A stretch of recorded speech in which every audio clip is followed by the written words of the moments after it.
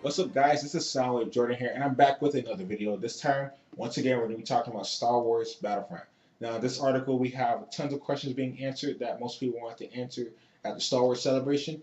But, it was unfortunate because, DICE was unable to answer all of those burning questions people have about Star Wars Battlefront regarding content, DLC, maps, gameplays, etc. So, these are just some of the questions that have been answered by DICE. So, if you guys are wondering what some of these questions are or answers, I'm here to share this with you guys. So it's gonna be a quick video. This is a long article, but let's go.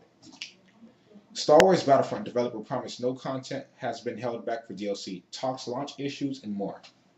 The discussion on Star Wars Battlefront continues, and producer Jesper Nielsen doesn't shy away from exchanging feedback and information with the fans, providing some very interesting pieces of information. First of all, Nielsen mentioned that the amount of content that will be in the initial release of the game has nothing to do with the DLC. He also expressed the opinion that the game expands on the strengths of past Battlefront titles when it comes to core gameplay. I cannot stress this enough. There will be more than 8 maps. Also, the amount of content in the game has absolutely zero to do with DLC. I can say that with all honesty. As for expanding on strengths of previous games, I think most people will find that it does expand on strengths of previous game when it comes to core gameplay and what the feeling of a Battlefront game is. Just my 2 cents. Afterwards, he explained that nothing had been kept out of the games to save it for DLC. No, please do not make me break what I can and cannot say. But if you think there's anything we're including in the game to save it for DLC, I can tell you you're 100% wrong. In this project, I've never heard anyone say, let's not do this for launch so we can do it as DLC instead. Ever. Let's go down. He also mentioned that he feels a good balance has been achieved between authenticity, I don't want to pronounce that word, I'm an idiot. I'm an idiot. In terms of IP and customization options. Correct. We want things to always feel authentic and does not put some limitations on what can and cannot be done. I think we've achieved a good balance here. According to Nielsen, the bar has been set very high on making planets look and feel absolutely amazing. Oh, trust me, this is not Battlefield Reskin. It's using the Frostbite engine, yes, but not a lot of the Battlefield code. Day one was not, hey, let's copy Battlefield 4 and work from that. It was more like, hey, let's make a new Frostbite game. As for the 4 planets, a lot of work has been gone into making those 4 planets look and feel absolutely amazing. We're setting some higher bars on what we want to achieve. You may disagree with that priority, but it's really a quality versus quantity question. Those that play Battlefield 4 at launch are probably worried about the possibility of launch issues, but Nielsen explained that the team is doing everything it can to make things smooth this time. Let's go down. I can't predict the future. I can't tell you exactly what the experience will be like day one. I can tell you that our goal absolutely is to avoid issues, whether it's game stability issues, load issues, or something else. Trust me, we are working our hardest to ensure a smooth and pleasant release, but you be the judge when the day arrives.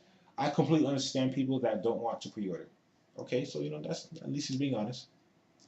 After promising that AT-AT are pretty, I don't curse, but pretty dang big in the game, he elaborated further on the team's focus on launching smoothly. The AT-ATs, pretty dang big. Regarding Battlefield 3 and Battlefield 4, trust me, it's talked about constantly. We're not proud of anything where we screw up. We don't want it to happen again, that's for sure, and we are doing our best for it to not to happen. I don't want to make guarantees. Game development is tough and very complex stuff to work with, but we're focusing very, very hard on this. I don't know why, but I had troubles reading that paragraph. Nielsen also explained that there are a lot of subtle aspects to make the game feel like the original Battlefront game. We also learned there's something different from classes to make it easier for players to choose their own path compared to predefined classes. First of all, there are offline play options. The missions are playable offline and the missions have AI. That's interesting. I don't know why you want to simplify the game. It's not just 2 teams fighting in Star Wars setting.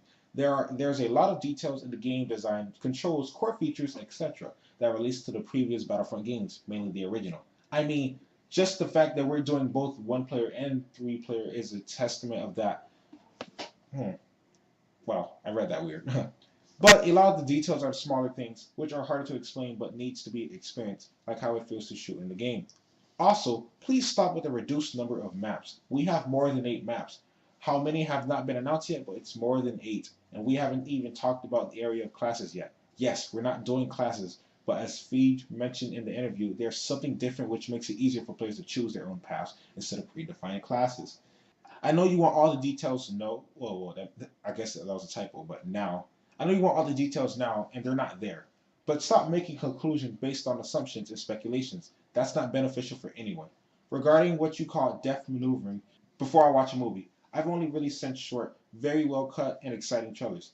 They are really representative of the movie as a whole. For an album, I've maybe heard the one hit single. In games, most often you actually do have the opportunity to experience the entire core part of the game before you have to make a purchase decision. Scroll down. How long is this article? Oh my god. Okay. He then elaborated further on the topic of subtle elements, also implying that there are plenty of things that we still do not know about the game. Look, I agree. To some extent, all shooters are similar. Heck, to some extent, all games are similar. To my mom, all games are probably more or less the same, right? So it always depends on the person looking at it. I'm pretty sure a hardcore CS player would say the difference between CS and Battlefield or Halo or COD are like day and night. It's always about the lens you choose. I said lens you choose. You use. How far you zoom in. To some people, the details matter less. To others, they matter more. No matter what, these tiny details can still have a major impact. Same thing. Big impact on the game and be the recipe for success. This is what great game design is really about. There's been tons of Mario clones or CS clones, etc. But only few games get it right, even though they on the surface look the same. The details and execution matters. There can be no doubt about that. Otherwise, that's naive. Almost done with this article. As for what it is or isn't revealed yet, don't jump to conclusions. Any marketing campaign wants to spread out the information flow up until game release to keep excitement strong. If we told everything about the game now and showed everything, most people will forget about it a few weeks from now.